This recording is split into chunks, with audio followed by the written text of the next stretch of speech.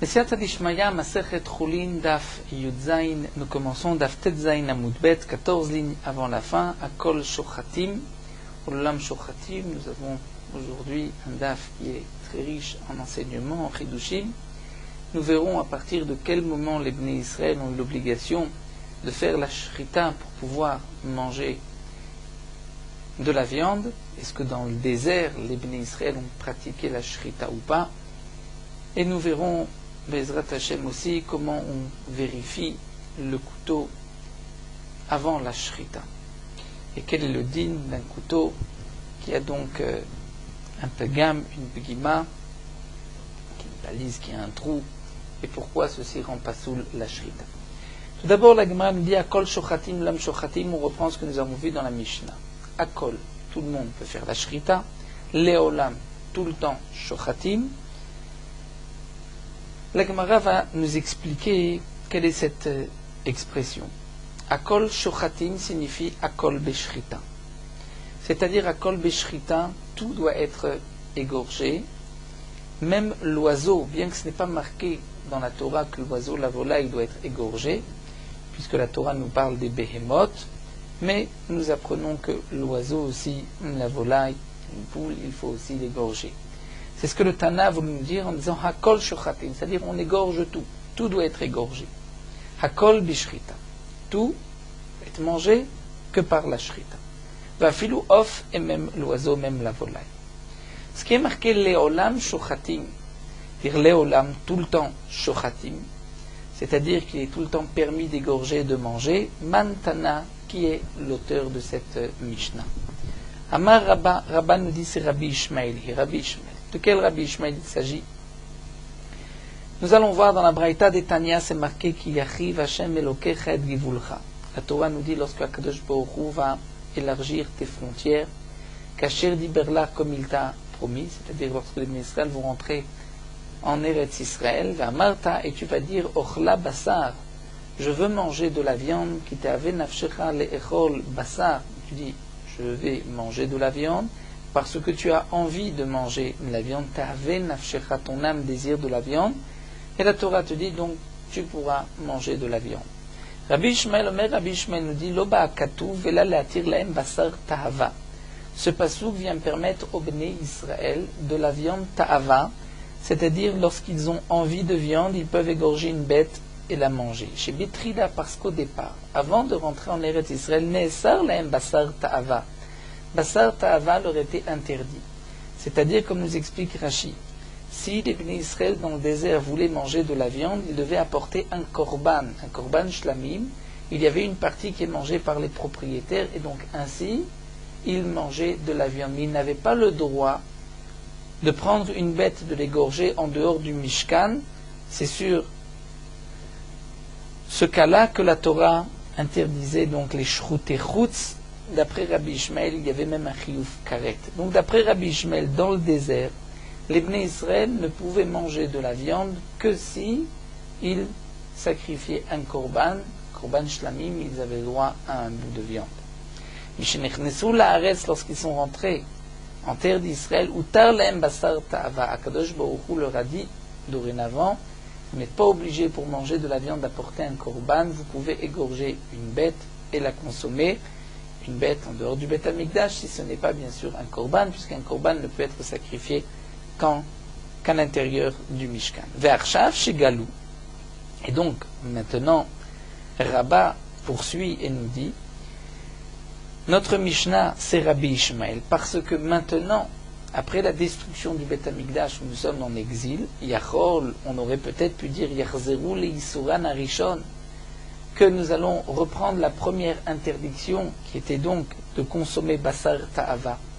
Akadosh Baruch Hu a permis le basar ta'ava lorsque les Bnei Israël sont arrivés en Eretz Israël et qu'ils ont eu le Beth Amikdash et le Mishkan en Eretz Israël, mais aujourd'hui où il n'y en a plus, peut-être que on revient à l'interdiction première et on ne peut plus manger de basar ta'ava lorsqu'on en veut, et on ne peut plus non plus sacrifier de korbanot, donc peut-être qu'on ne peut plus manger de viande aujourd'hui.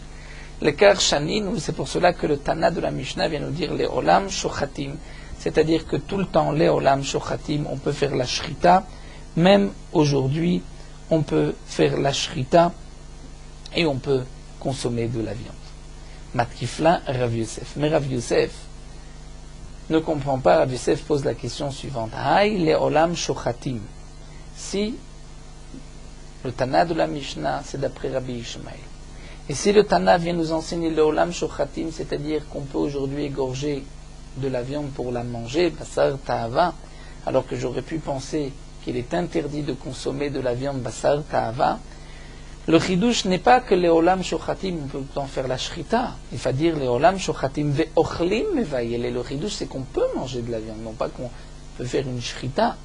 Si on peut manger de la viande basar ta'ava, donc on pourra aussi l'égorger. Mais le chidouche, c'est que cette viande est permise à la consommation. Ve'od, de plus, demande Rav Yosef. Comment peux-tu penser qu'aujourd'hui, il y ait une interdiction de consommer de la viande basar ta'ava comme dans le désert? Ve'od meikara, au départ, maïta ma'itzar. Pourquoi basar ta'ava a été interdit dans le désert? Pourquoi les Bnei Israël, pour manger de la viande, devaient apporter un korban? Mishum de'avu mekarve la Mishkan, parce qu'ils étaient proches du Mishkan dans le désert. Et donc, Akadosh Baruch Hu leur a dit, vous voulez manger de la viande, apportez un korban. Ou les Bessof, lorsqu'ils sont rentrés en Eretz Israël, maïta maïshteru, pourquoi on leur a permis basar ta'ava? Mishkan, puisque les Bnei Israël ont toute la terre et ils se trouvaient parfois très loin du Mishkan. Donc Akadosh Baruch Hu leur a permis de manger de la viande là où ils se trouvent. Et donc aujourd'hui, après la destruction du Beth Hamikdash, Chol Sheken Ashta, à plus forte raison aujourd'hui d'Achik Oleut fait, après la destruction du Beth Hamikdash, les Israël sont en exil, où là ils sont vraiment très loin du Mishkan, du Beth Hamikdash, puisqu'il n'y en a plus, donc à plus forte raison que Akadosh Baruch Hu va leur permettre basar ta'ava. Comment pouvons-nous avoir une hava mina, une pensée de dire que basar ta'ava va être interdit aujourd'hui, au point que Rabbi Ishmael a besoin de nous dire dans la Mishnah Veleolam shochatim. Ce sont les deux questions que pose Rav Yosef. Et là, Rav Yosef. Alors Rav Yosef nous dit au contraire. Rabbi Akiva, l'auteur de la Mishnah, c'est Rabbi Akiva. Qu'est-ce que pense Rabbi Akiva des Tanya? Nous avons une braïta qui nous dit la braïta explique le pasuk. Lorsque tu seras loin, yichak mecha makom, de l'endroit sherifra Hashem elokecha kadosh baruch hu a choisi, c'est-à-dire loin du Beth Hamikdash.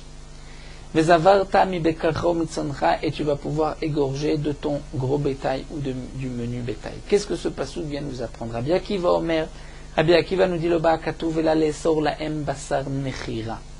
Ce pasuk vient nous dire qu'Akadosh Baruch Hu leur interdit dorénavant le basar nechira, c'est-à-dire la viande qu'on a déchirée, qu'on n'a pas égorgée. Chez Bitrila, parce qu'au départ, Utar laem basar nechira, dans le désert, Rabbi Akiva nous dit, les Bnei Israël n'avaient pas besoin d'égorger une bête pour la manger, ils pouvaient la déchirer. Et le nechira, lorsqu'on est nourri du nez vers le bas et on déchire la bête, on la tue de cette manière, eh bien c'était permis dans le désert. Rabbi Akiva, donc en machloket, un autre extrême que Rabbi Ishmael, puisque d'après Rabbi Ishmael, on ne pouvait pas égorger une bête, on ne pouvait même pas manger de la viande si on l'égorgeait, il fallait apporter un korban et l'égorger, mais dans le Mishkan. D'après Rabbi Akiva, non seulement on pouvait manger de la viande, mais on n'était même pas obligé de l'égorger dans le désert.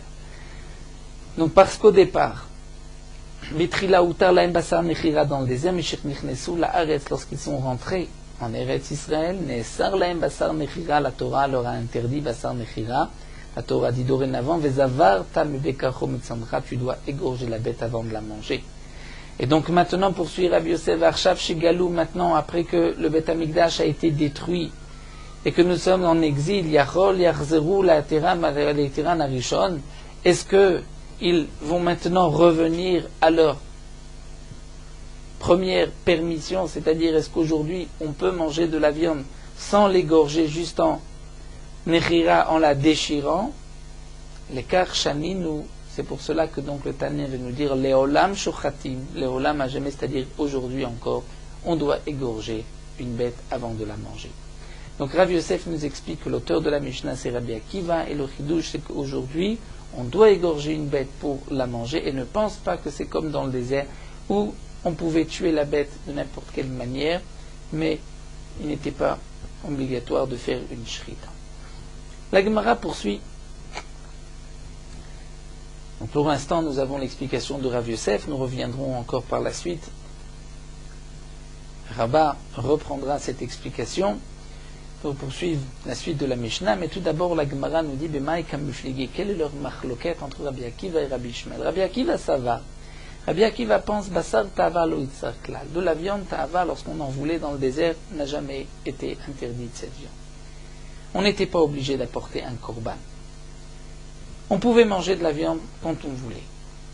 Ce qui est marqué dans le passouk, El petachol moed lo eviu, c'est à propos des korbanot qu'on ne pouvait pas sacrifier en dehors du Bet Hamikdash. Mais une bête, on pouvait l'égorger n'importe où. Rashi nous explique alors comment Rabbi Akiva va expliquer le passouk que nous a rapporté Rabbi Ishmael, Bechol avat nafshecha tochal basar, lorsque les ministres sont entrés en terre d'Israël, on leur dit vous pourrez manger de la viande lorsque vous en voulez. Ce n'est pas pour permettre basar ta'ava, mais c'est pour un autre limoud que nous verrons par la suite dans Perikis ou Yadam, où la Torah nous dit on ne mange de la viande que si l'été abonne, si nous en avons envie. Là, nous verrons Bezrat Hashem comment expliquer ce passouk. Donc pour Rabbi Akiva, le basar ta'ava n'a jamais été interdit. Rabbi Ishmael savar basar nechira lo ishtere. Rabbi Ishmael dit une bête qui n'a pas été égorgée n'a jamais été permise. Donc lorsque la Torah nous permet quoi que ce soit en arrivant en Eretz Israël, c'est que la Torah vient nous permettre basar ta'ava qui était interdit d'après Rabbi Ishmael. Mais ce n'est pas que au départ on pouvait manger sans shrita. C'est vrai que le vezavarta le bekarom et tzonra que nous rapporte Rabbi Akiva, Rabbi Ishmael nous dit Rashi, lui et Doresh différemment, il nous dit que ce passouk vient nous dire, ce n'est pas lorsqu'il rentre en Eretz Israël, mais c'est pour nous dire que lorsque tu manges de la viande, tu vas l'égorger. Avec la Torah, c'est l'habitude, tu manges de la viande, tu l'égorges. C'est pour nous dire tu vas manger de la viande, la Torah dit tu vas l'égorger. Mais le passouk ne vient pas nous enseigner qu'il faut égorger la bête. La Torah nous parle dans le cas de celui qui va manger la viande, et il y a des dinim à propos de la achila, mais ce n'est pas le chidouche de la shrita. Ou encore d'autres explications que nous donne Rashi. Il y a 3 explications sur ce passouk. Nous n'allons pas rentrer dans toutes les explications que propose Rashi pour expliquer le passouk que nous a apporté Rabbi Akiva. Donc, la Gemara nous dit, d'après Rabbi Akiva, le basar ta'ava n'a jamais été interdit. Dans le désert, on pouvait manger de la viande quand on en voulait.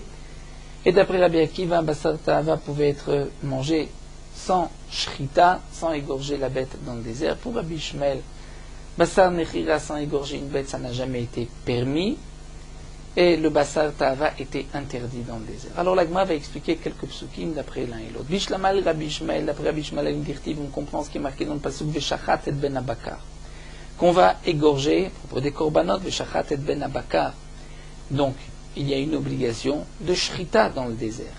D'après Rabbi Ishmael, on comprend, dans le désert il fallait égorger une bête avant de la manger. Et là les Rabbi Akiva, Maï Veshachat, qu'est-ce que signifie Veshachat? On n'était pas obligé d'égorger une bête dans le désert. Rabbi Akiva répond si, Kadashim Sha'ane, les korbanot, même dans le désert, il fallait les égorger. Mais si on voulait manger de la viande, on n'était pas obligé de l'égorger. La Gemara poursuit, Bishlamel Rabbi Ishmael, on comprend une dirtive, ce qui est marqué dans le pasuk Katson ou Bakari Shachet Lahem. Lorsque les bénis Israël ont demandé de la viande, Moshe Rabbeinu leur a dit à Kadosh Baruch Hu, est-ce que si je vais égorger tout le menu bétail, le gros bétail, est-ce que ceci va leur suffire? Et Moshe Rabbeinu nous dit, je vais leur égorger, Ishachet Lahem. D'après Rabbi Ishmael, on comprend, puisqu'il fallait égorger une bête avant de la manger. Et là, le Rabbi Akiva, d'après Rabbi Akiva, Mayatson va Bakar Ishachet Lahem. Pourquoi Moshe Rabbeinu utilisait ce terme, je vais leur égorger, Tzon ou Bakar? Il aurait dû dire, Inacher Lahem. C'est-à-dire, je vais, Inacher Lahem, tuer les bêtes et leur donner à manger, mais il n'y avait pas de shrita pour Rabbi Akiva. La Gemara répond, Nechira Shelahem Zoi Shritatam. D'après Rabbi Akiva, la Nechira, c'est considéré comme la shrita, c'est-à-dire lorsqu'on va déchirer, ouvrir la bête dans la longueur, nous expliquera Rashi par la suite, c'est-à-dire du nez jusqu'à la poitrine. Ça, c'est considéré comme la shrita, c'est ce que la Torah appelle la shrita. Mais c'est vrai qu'il n'était pas nécessaire de faire de shrita. La Gemara poursuit, Bishlamel Rabbi Ishmael, encore d'après Rabbi Ishmael, on comprend, la Mishnah nous dit, celui qui égorge une bête et la bête est devenu nevela dans ses mains. Et le couteau n'était pas valable, ou il a mal fait la shrita, et donc la bête et nevela n'a pas été égorgée comme il faut. Ou bien, ve'an nocher. Nocher, c'est-à-dire celui qui va tuer la bête volontairement sans shrita, Ve'ameaker, où il va arracher les simanim. Lorsqu'on parle ici d'une bête sauvage comme un cerf, et que normalement il y a une obligation de couvrir le sang d'un cerf, comme l'obligation de couvrir le sang de la volaille, des oiseaux, eh bien, si on a égorgé la bête et qu'elle est née là, où on a nocher, on a déchiré la bête, on a arraché les simanim, patour mais les chassot. On est dispensé du kisou yadam. Pourquoi? Puisque Rachid nous dit, c'est marqué dans le pasouk, Sheri yachel veshafach vekissa. C'est-à-dire une bête qu'on peut manger, on doit recouvrir le sang. Donc ces bêtes-là ne peuvent pas être mangées. Puisque ces bêtes ne peuvent pas être mangées, puisque Nechira, la bête n'a jamais pu être mangée, donc on comprend pourquoi on n'est pas obligé de recouvrir le sang. Et là, les Rabbi Akiva, même d'après Rabbi Akiva, Amai patour mi lechasot, pourquoi on est dispensé de recouvrir le sang? Puisque, après tout, il y a eu un moment où Bassar Nechira, si on avait tué la bête sans l'égorger, c'était permis, il fallait recouvrir le sang, donc aujourd'hui aussi on devrait recouvrir le sang. Et Rabbi Akiva répond non, oh il veitzar, puisqu'aujourd'hui on ne peut plus manger Bassar Nechira, il faut l'égorger. Si aujourd'hui on n'égorge pas une bête sauvage, mais on la déchire, il n'y a pas d'obligation de Kisuyada. La Gemara poursuit, Bish la madre Rabbi Akiva. Voici d'après Rabbi Akiva, on comprend d'Amar qui lui a dit Bassar te aval oitzar klal, que lorsque les Israël voulaient manger de la viande par plaisir dans le désert, ce n'était pas interdit. Et nous dirtiv, on comprend ce qui est marqué dans le pasouk. Ah, kasher yachel et tzvi veta'ayal, comme vous avez mangé le tzvi, le cerf, le ayal, ken tochalenu atame vatao yachdav yochalenu, ainsi vous mangerez ce qui est pur et impur. Donc on comprend, kasher yachel et tzvi veta'ayal, comme vous avez mangé, c'est-à-dire comme vous mangez la bête sauvage tzvi ve'betum, vous pouvez manger aussi. Lorsque vous rentrerez en Eretz Israël, vous pourrez manger de la viande, bien que, donc nous explique Rashi qu'aujourd'hui je n'exige pas de shrita, et lorsque vous rentrerez en Eretz Israël, il faut faire la shrita, malgré tout, vous n'êtes pas obligé de la manger, la viande en état de pureté, vous pouvez la manger comme vous mangez aujourd'hui le cerf. Donc on comprend d'après Rabbi Akiva, on mangeait du cerf dans le désert, donc sans l'égorger, et le passouk vient nous dire, comme tu as mangé du cerf sans l'égorger, que tu ne faisais pas attention à tout mavatara, lorsque tu rentreras en Eretz Israël, tu pourras manger aussi du gros bétail, du menu bétail, en l'égorgeant, mais tu ne dois pas faire attention digne de tout maïtara, puisque ce ne sont pas des korbanot. Mais d'après Rabbi Ishmael, les cerfs, les bêtes ne pouvaient pas être mangés dans le désert, puisque on ne pouvait pas apporter de korbanot de tzvi. Donc s'il n'y avait pas de korbanot de tzvi, de cerf, de bêtes sauvages, donc ce n'était pas mangé. Donc comment la Torah nous dit, comme tu as mangé le tzvi, tu mangeras à bakar vetson. La Gemara répond aussi, d'après Rabbi Ishmael Kiasarachmana, ce que la Torah interdit, Basar ta'ava dans le désert, c'est behema de chazel akrava, c'est seulement une bête qu'on pouvait sacrifier au Mishkan. Aval chaya de l'okazé la akrava, lo asarachmana, mais une bête sauvage que de toute manière on ne pouvait pas sacrifier, la Torah ne l'avait pas interdit dans le désert. Mais c'est sûr que si on mangeait un tzvi dans le désert, il fallait l'égorger. Et donc le passouk vient dire, comme le tzvi que tu as mangé dans le désert, tu ne faisais pas attention digne de Touma et Tara, puisque ce n'était pas un korban.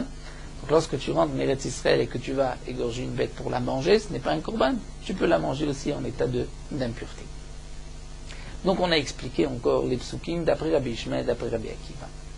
La Gemara poursuit, Rabbi Yirmiyah pose la question suivante. C'est une question d'après Rabbi Akiva.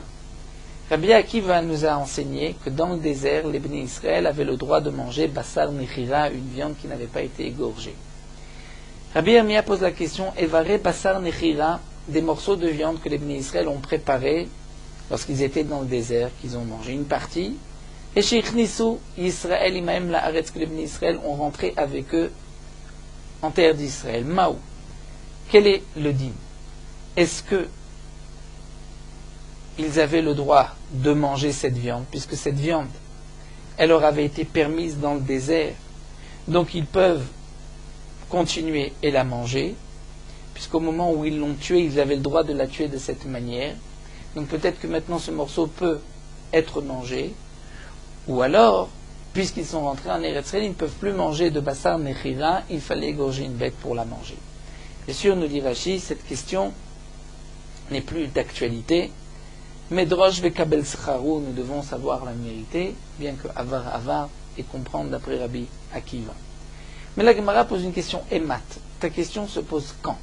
Il est mabesheva shekivshu, si c'est pendant les 7 années de la conquête, où on pose la question est-ce que les Bnei Israël pouvaient manger de la viande qu'ils avaient emportée du désert? Mais hashta davar tamé, je t'ai roulé, même quelque chose d'interdit de tamé était permis. Comment cela dire-t-il? Il y a un chidouche. Ou batim milim koltuv, la Torah dit, lorsque tu es arrivé en Eretz Israël, tu as trouvé des maisons pleines de koltuv, de toutes bonnes choses, asher lomileta, que tu n'avais pas rempli. Et tu as trouvé, tu as pu en bénéficier.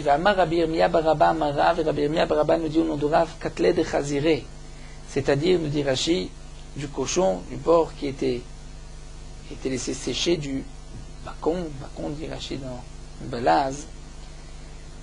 Ceci était permis, c'est-à-dire que lorsque les Bnei Israël sont arrivés en Eretz Israël, ils ont conquis la terre, ils sont entrés dans une maison, tout ce qui se trouvait dans la maison était permis. Même le cochon de cette maison était permis. C'était une Xeratakatouv, ça fait qu'il y a une Machloket Rishonim, comment comprendre cette Xeratakatouv, mais les Bnei Israël, lorsqu'ils sont rentrés en Eretz Israël, pendant les 7 années de la conquête, tout ce qu'ils ont trouvé, ils ont pu manger. Donc la Gemara demande si déjà ce qu'ils ont trouvé était permis, alors Bassar Nechira Mevaye, est-ce que la question se pose sur une bête chère, une vache qui a été tuée sans être égorgée? Est-ce que la question se pose si déjà le cochon qu'ils ont trouvé était permis? Alors, bien évidemment que Bassar Nechira aussi c'est permis. Et là, la Gemara dit non, la question était après les 7 ans de la conquête, pendant les 7 ans du partage, où là la Torah ne leur a pas permis de consommer ce qui était donc non cachère. Et là la question se pose s'ils avaient emporté de la viande du désert Bassar Nechira qu'ils avaient réussi bien sûr à conserver pendant 7 années. Est-ce qu'ensuite on pouvait manger? Donc on peut bien sûr conserver en laissant sécher avec du sel, bien qu'il n'y avait pas de congélateur à l'époque. Mais les Bnei Israël pouvaient de cette manière conserver un morceau de viande. Et est-ce que ce morceau de viande aurait été permis? Ça, c'est la question qui est posée par Rabbi Yirmiyah. Veiba et Tema, ou encore, nous dit la Gemara, Leolam Besheva Shekivshu. La question peut se poser sur la viande qu'ils ont emportée et qu'ils avaient immédiatement rentré en Eretz Israël. La question qui a été posée, mais même le cochon leur était permis, c'est vrai, mais qui ishtarelu shalal shelov de kochavim, c'est seulement ce qu'ils ont trouvé des non-juifs, des habitants de la terre. Mais shalal didhu, c'est-à-dire ce que eux ont apporté, didhu lo ishtere, ça la Torah ne leur avait pas permis. Elle avait permis ce qu'ils ont trouvé, pas ce qu'ils ont emporté. Donc la question se pose, est-ce que ce Bassar Nechira était permis en rentrant? Et la Gemara dit Tekou, nous n'avons pas de réponse. Nous attendons Yohan Navi pour répondre à cette question d'après Rabbi Akiva. Amar Rabba. Rabba poursuit, nous enseigne, d'après certains c'est Amar Rava qu'il faut dire. Rava va donc dire à Rav Yosef, Shanita, tu as expliqué Akol Shochatim Veleolam Shochatim. Tu as expliqué que Akol Shochatim signifie que tout doit être égorgé. Veleolam Shochatim, tu as expliqué que même en rentrant en Eretz Israël, il fallait égorger une bête. Mais maintenant, Bakol Shochatim, Maïm Meshanitle, comment tu vas expliquer la suite de la Mishnah? Bakol, avec tout, Shochatim, on égorge. Ritema, peut-être que tu diras, Ben Betsou, Ben Betsourid, Ben Koumé, Shel Kane, que Bakol, c'est avec tout, c'est-à-dire même avec un rocher, même avec un morceau de verre, même avec un morceau de roseau bien aiguisé. Mais Hadoumia de Anar Katane. Le Bakol Shochatim doit s'expliquer comme le Hakol Shochatim, l'Am Shochatim, et de la même manière que là-bas. Hi Anar Beshochatim, Hainame Beshochatim. Si là-bas on parle de ceux qui égorgent, donc tu diras aussi Beshochatim de ceux qui égorgent. Mais si tu dis que là-bas, et Anar Benishratim, qu'on parle de ceux qui ont été égorgés, alors Haname Benishratim, là aussi, tu dois parler de ceux qui ont été égorgés, c'est-à-dire des bêtes. Tu ne peux pas nous dire que Akol Shochatim signifie même l'oiseau. Leolam Shochatim, dire que même la bête en entrant aujourd'hui, après la destruction du Beth Amikdash, on doit aussi l'égorger. Donc tu parles sur les Mishratim, les bêtes. Donc, bakol shochatim, tu ne peux pas parler maintenant du couteau ou du rocher, mais tu dois toujours parler de la bête. Et si tu parles maintenant du couteau avec quoi on fait la shrita, donc il fallait aussi, à kol shochatim, même shochatim, parler de celui qui fait la shrita, de la shrita elle-même. Et là, Amarava, donc Rava nous dit, à kol shochatim, il faut expliquer de cette manière. Le Akol Shochatim qui est marqué 2 fois dans le Pérec, il faut le lire de cette manière. Une fois, Chad Leitui et Kuti pour inclure le Kuti, comme nous l'avons vu, qui peut faire une Shrita. Chada Leitui Israël Moumar, l'autre pour inclure le Israël Moumar, le renégat, comme nous l'avons vu au début de la Masechet. Donc, Akol Shochatim, bien, on parle de ceux qui font la Shrita, et non pas des bêtes. Leolam Shochatim, c'est que la Shrita peut être faite ben Bayom, ben Belaïla, le jour comme la nuit, ben Berosh Hagag, sur le haut d'un toit. Et on ne va pas dire qu'il égorge une bête pour les astres du ciel, qu'il fait Avodazara, même de Rosh Hasfina, même en haut d'un bateau, bien qu'on n'a pas le droit d'égorger, comme nous l'avons vu une bête dans la mer. Mais là, on voit bien qu'il ne veut pas salir son bateau. Et donc, le Leolam Shochatim, dans tous les cas, on peut faire la Shrita. Et maintenant, Bakol Shochatim, on comprendra, Ben Betso, Ben Mitzpud, Ben Krumit, Shel Kanes, c'est-à-dire avec tout ce qui est tranchant, que ce soit un rocher, un morceau de verre ou un morceau de roseau. Et donc, d'après Rava, on expliquera les 3 termes, Akol Shochatim, Leolam Shochatim, Bakol Shochatim, c'est la Shrita et non pas la bête. Donc, Be Shochatim et pas Be Nishchatim. On poursuit avec une nouvelle Sugya. Nous avons vu dans la Mishnah qu'on peut faire la Shrita avec tout, Chutz à l'exception Mimagal Katsir va Megira. Donc, nous avons vu Magal Katsir, c'est une serpe, Megira une scie. Puisqu'il y a des dents à ce couteau, on ne peut pas faire la shrita. L'Agma nous rapporte qu'à voix de Shmuel, le père de Shmuel, Pagam Veshadar, Pagam Veshadar. Il a pris un couteau et il a fait des entailles, des guimottes dans le couteau qui ne se ressemblent pas, et il a envoyé ce couteau en Eretz Israël. Poser la question, quelle est la begima qui rend la shrita psula, laquelle ne rend pas la Shrita Psula, dans quel cas c'est kasher, et il l'a fait ainsi 2-3 fois. Shalchoule, on lui a envoyé la chose suivante, Kamegira Shaninu. Kamegira Shaninu, ce que nous avons enseigné dans la Mishnah, ce qui est interdit, c'est comme une Megira, comme une scie. C'est-à-dire que le Begam a 2 pointes. Dans le couteau, il y a donc un trou en forme de triangle, il y a donc 2 pointes. Dans ce cas-là, c'est pasoul. Donc lorsqu'on passe l'ongle sur le couteau, qu'on le passe du bas du couteau vers le haut, donc on touchera, on va sentir la begima, et si on redescend, le haut vers le bas, alors on sentira l'autre begima de l'autre côté. Parce que lorsqu'on passe l'ongle sur un couteau, on sent la begima qui est en face du doigt, le doigt est arrêté par la begima. Donc s'il y a 2 begimotes, comme un V dans le couteau, c'est là que on va toucher avec l'ongle, on sentira la begima des 2 côtés. Tanoura Banan. La Gemara nous rapporte ici une braïta. Sakin sheshba begimot arbe. Tidon kemegira. Un couteau qui a beaucoup de begimot. Ces begimotes-là vont rendre le couteau tidon kemegira comme une scie, et ce sera donc pasoul. Et nous verrons que parfois il y a une seule begima qui peut être kshera, mais lorsqu'il y a plusieurs begimotes, c'est comme une megira, c'est comme une scie, et c'est pasoul. Il y a 2 termes que nous allons voir dans la Gemara. Chez Enba et la begima achat, lorsqu'il n'y a qu'une seule begima, c'est-à-dire une seule begam, une seule taille dans le couteau, alors tout dépend si elle est ogeret ou mesursechet. Ogeret, elle est psula, et mesursechet, kshera. Que signifie ogeret, que signifie mesursechet? Eridame ogeret, eridame mesursechet. Amar Rab Lazar, ogeret mishte-ruchot. Ogeret, c'est-à-dire qu'elle retient elle retient l'ongle des 2 côtés. Lorsqu'il y a des 2 côtés une begima, c'est une begima qui est ogeret, puisqu'elle retient l'ongle des 2 côtés. Mais sur sechet, ça c'est kasher lorsque c'est miroir achat. C'est-à-dire que cette begima n'a qu'une seule pointe. L'autre pointe, s'il y avait un V qui s'est gommé dans le couteau, ensuite l'autre pointe a été aiguisée, a été arrondie. Et donc il n'y a qu'une seule begima, et mesursechet, elle est kshera. Quelle est la différence? Pourquoi au Guéret, lorsqu'il y a deux begimot, c'est pasoul, et une seule, c'est-à-dire lorsqu'il y a des deux côtés, la begima est des deux côtés comme un V, là c'est pasoul et mesursechet. Si c'était un V mais qu'on a arrondi d'un côté, donc il n'y a une seule pointe, pourquoi c'est pasoul? Maïshena mishteruchot. Quelle est la différence lorsque c'est de deux côtés? La Gemara répond des morsha kama machlish, puisque la première pointe machlish, c'est-à-dire elle va, Rachid dit, elle va émincer, elle va retenir la peau, elle retient la peau,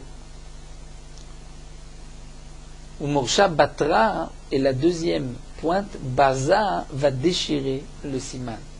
C'est-à-dire lorsque nous avons une begima qui a une begima des deux côtés, le premier côté va émincer, va d'abord couper une partie, donc la peau va descendre, le siman va se bloquer dans le trou, et ensuite le deuxième va déchirer. Mais alors demande la Gemara aussi, mais ruach achatna, même si c'est d'un seul côté. Chouchba de sakin, un machlish, le fait d'avoir coupé avant d'arriver au begam. Donc on est machlish, c'est-à-dire on va faire rentrer le siman dans le begam, et le deuxième machlish, donc moursha, et le deuxième baza, la pointe. Moursha c'est la pointe, s'il n'y en a qu'une seule, et celle-ci baza va déchirer. Et la Gemara va répondre simplement des kaïm arecha des sakina. On parle dans le cas où elle se trouve sur le haut du couteau. Et donc lorsqu'il a commencé à couper, il ne va pas atteindre tout de suite les simanim. Donc c'est vrai que le begam va passer avant d'arriver au simanim, le temps qu'il coupe une partie de l'épaisseur de la peau, de la chair, pour arriver au simanim. Mais la Gemara poursuit sauf, qui azla mechalcha, qui atabaza, étant donné qu'on doit faire un mouvement de holacha ve'ava, même s'il n'y a qu'une seule begima qu'on a aiguisée, on a arrondi l'autre côté. Lorsqu'on passe, on va donc couper une partie, et lorsqu'on revient, on va déchirer. La Gemara répond kigon sheolir velo evi. On parlera dans le cas où c'est un long couteau et il n'est pas nécessaire de faire un aller-retour. Et donc dans ce cas-là, c'est effectivement kasher, puisque la première begima ne va pas rendre pasoul, étant donné que on est encore dans la peau et que nous ne sommes pas encore arrivés au simani. Donc la Gemara nous a expliqué que lorsque dans le couteau, bien sûr, il y a plusieurs begimotes, donc dans ce cas-là, c'est comme une megira, ici c'est pasoul. Lorsqu'il n'y a qu'une seule begima, tout dépend si c'est une begima qui est au guéret, c'est-à-dire qui retient l'ongle des deux côtés, ou si elle est mesursechet, c'est-à-dire qu'il n'y a qu'un seul côté, l'autre a été arrondi. Et donc comme nous l'avons vu, donc Rashi nous explique que la begima peut déchirer le siman aussi bien lorsque il rencontre le siman, ou aussi lorsque le siman tombe, il est yored du siman, que ce soit dans un sens comme dans un autre, lorsqu'il n'y a qu'une seule begima, si on arrive au siman, le siman va être déchiré, peu importe du mouvement.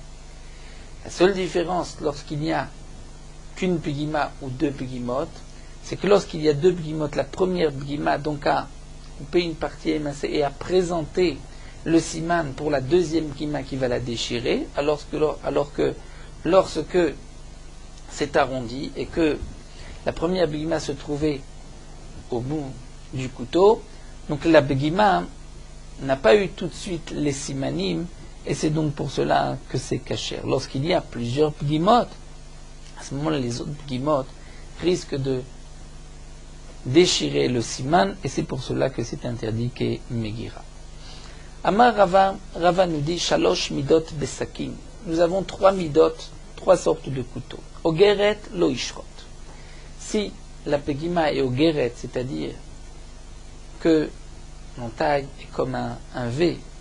Donc le V, même s'il n'est pas vu à l'œil nu, mais on le sent des deux côtés, une bigima, on le sent avec l'ongle. Ogeret lo ishrot, puisqu'il bigima des deux côtés, on ne fera pas la shrita, vim shachat shritato psula, puisque c'est sûr qu'il a déchiré le siman. Mais sur seret, dire s'il y avait une bigima en V, mais on a arrondi un côté, il n'y a qu'un seul côté, lo ishrot balechatrila, on ne fera pas une shrita lechatrila, vim shachat shritato kshera. Et donc comme nous l'avons vu lechatrila, on ne fera pas une shrita de peur qu'il fasse un aller et un retour, et que dans ce cas-là, ce sera pas soul. Mais olé veyored. Olé veyored, c'est dans le cas où il y avait une grosse guima qu'on a arrondie des deux côtés. Donc maintenant, le couteau monte et descend, mais il n'y a pas de guima. L'ongle ne s'arrête pas, mais il monte et il descend. Olé veyored besakin, shochet balechatrila, là on pourra faire une shrita lechatrila, parce que dans ce cas-là, c'est caché. Amar le Ravuna, Berid Rav Nechemia, le Ravashi, Ravuna, fils de Rav Nechemia, de Ravashi, Amar Talan Mishme de Rava, tu nous as dit au nom de Rava, Mesursechet Psula, que si le couteau est Mesursechet, c'est-à-dire comme nous l'avons vu, il y a une guima que d'un côté c'est pas soul, mais pourtant, Veha, on va lire d'après la Girsa, Veha Tanya, nous avons une braïta qui dit Mesursechet Kshera. Donc là, Gma répond, le Kachin, ce n'est pas une contradiction, Kan Sholir Vevi, Kan Sholir Vlevi, tout dépend s'il a fait un mouvement d'aller-retour, ou c'est seulement Olir Veloevi.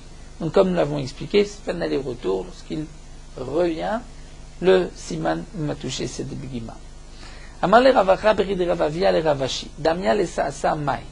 Si le couteau est âpre et rude, il n'y a pas de bigimot. Il me ressemble comme la barbe, si on peut dire, d'un épi. Zakan Shibol le Dirashi. Mai, quel est le dit? Il n'y a pas de, l'ongle ne s'arrête pas, mais le couteau n'est pas lisse. Mal. Alors il lui a dit à Marley, qui me donnera de sa viande et j'en mangerai. C'est-à-dire qu'il dit que c'est caché. Amar Rafrizda nous dit, d'où est-ce qu'on sait qu'on doit vérifier le couteau? Minatora, chez Neymar, c'est marqué, Ushratem Bazé. Vous allez faire la shrita par cela, Vachaltem, et vous mangerez. Donc la dracha nous explique Rachid, donc à propos de Shaoul, puisque c'est marqué Bazé, donc on déduit de là qu'il a vérifié le couteau. Pshita, demande la Gemara, quel est le chidouche? C'est évident, Kevan lechinekev trefa, puisque s'il y a un trou, c'est trefa. S'il y a un trou dans le véchet, dans l'œsophage, même un tout petit trou, c'est trefa. Donc c'est sûr qu'il faut faire une bidika, parce que sinon on va trouver l'œsophage et ce sera pas sous. La Gemara répond non, les chacham kamrinan. Chidouche, c'est d'où est-ce qu'on sait qu'on doit montrer le couteau à un chacham, et le chacham doit vérifier le couteau. Ça, on l'apprend de ce passouk. L'agma demande, V'amar Rabbi Yochanan, pourtant Rabbi Yochanan dit, L'amrou l'arot sakin necham elam pnei kvodo shel chacham. Ce n'est pas une halakha qu'on apprend du passouk, c'est seulement par marque de respect au chacham, où on doit lui montrer le couteau.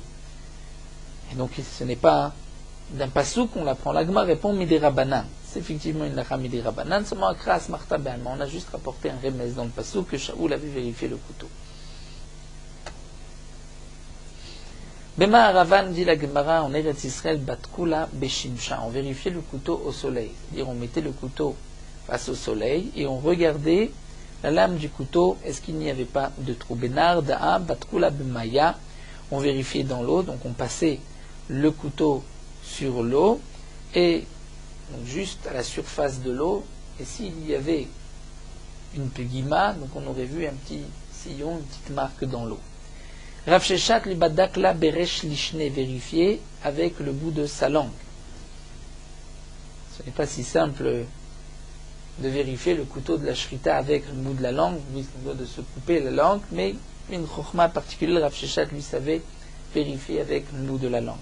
Rav Acha bar Yaakov badak la bechut haseara, il vérifiait avec un cheveu, et de cette manière, il pouvait voir si le couteau n'avait pas de pegimot. Besura Amre.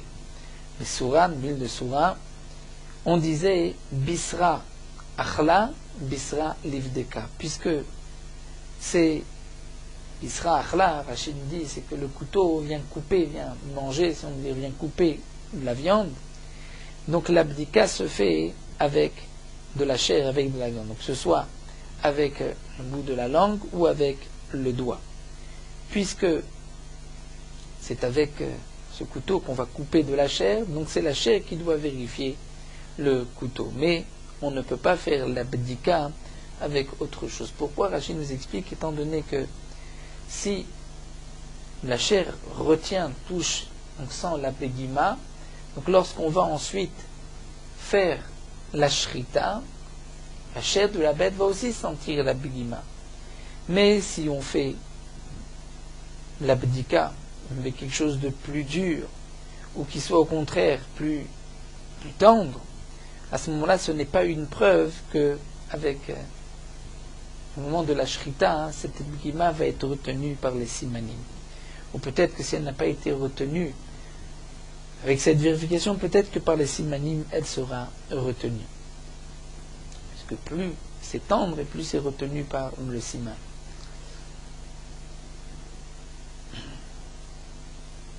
Amar Rav Papa nous dit Tzricha bdika abisra vatufra.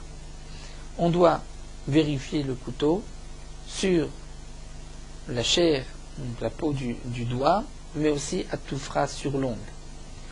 Et nous avons entre parenthèses vatlata ruchata, c'est-à-dire sur trois côtés. C'est-à-dire les trois côtés du couteau, comme nous allons l'expliquer, il y a la lame, plutôt la lame tranchante, mais aussi sur le côté, pour qu'il n'y ait pas de begimotes sur le côté. Donc toujours partie tranchante, mais sur les côtés. Amar le Ravina le Ravashi, Ravina dit à Ravashi, Amar lan Rav Sama beri de Rav Mesharsha mishmecha. Rav Sama, le fils de Rav Mesharsha, a dit en ton nom, de Amar tade mishmi de Rav, le nom de Ravat, Tzricha bdika abisra vatufra vatlata ruchata. Qu'il faut faire l'abdika sur chair, donc la peau du doigt, longue et des trois côtés. Amarle, il lui a dit, abisra vatufra amre, effectivement j'ai dit avec une peau et longue, vatlata ruchata lo amre, mais je n'ai pas dit sur les trois côtés du couteau. Oui, kade amre, abisra vatufra, vatlata ruchata amre, ce que tu as dit, je l'ai effectivement dit, mais mishme de Rava lo amre, mais au nom de Rava, je ne l'ai pas dit. Mara continue, Ravina Ravacha beri de Rava, vous yatve kame de Ravashi, était devant Ravashi, aitu sakin le kame de Ravashi de Batka. Ils ont apporté un couteau devant Ravashi pour le vérifier. Amarle le Ravacha beri de Rava bidka.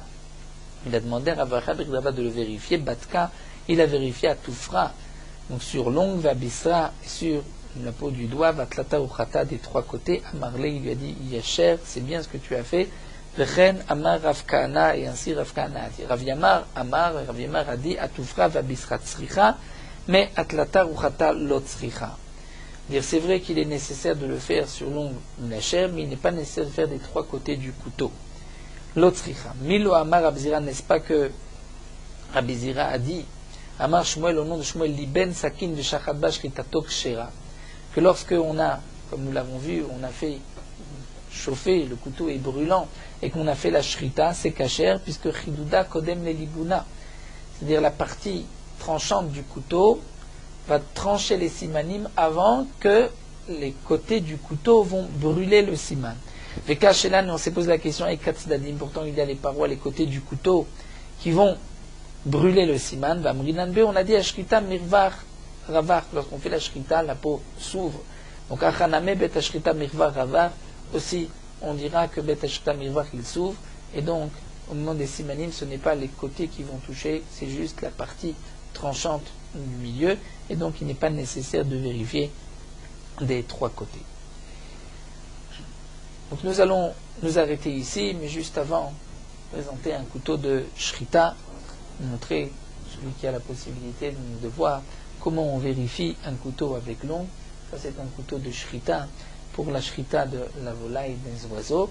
Donc il y a une partie tranchante de ce couteau qu'on va bien sûr aiguiser avec des pierres pour bien aiguiser et rendre le couteau ochad. Aujourd'hui, nous avons l'habitude de vérifier le couteau non pas avec la chair, mais seulement uniquement avec l'ongle. Donc on doit passer l'ongle sur la pointe du couteau, be olacha ve hova'a, donc en montant et en descendant, et on sent avec l'ongle, une question d'habitude, est-ce qu'il y a une begima ou pas.